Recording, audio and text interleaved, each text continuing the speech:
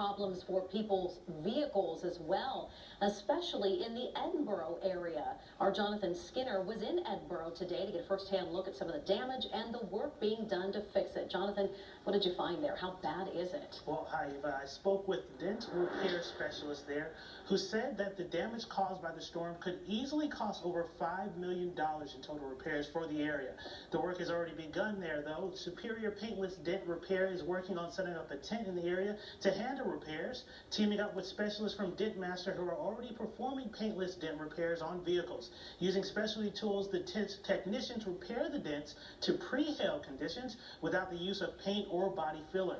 There are also insurance inspectors there to assess the damage to vehicles in the area. Erie Insurance set up a tent outside of McLean Church there in Edinboro, and they said so far they've seen about 18 to 20 cars per day, but they've received about 800 claims in the area. Not to mention the 400 to 500 dealership cars that need repair, meaning a lot of work ahead. Dealership repairs should be done within a month.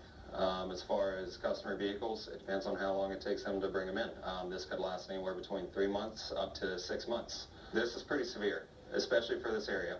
It's rare that you'll get a hailstorm this bad. Now, Tim also mentioned that if your vehicle is damaged, you only need to have comprehensive coverage on it to get it fixed. Full coverage is not a necessity. Jonathan Skinner, Erie News Now. Jonathan, tonight, we're turning our attention to John Stalen right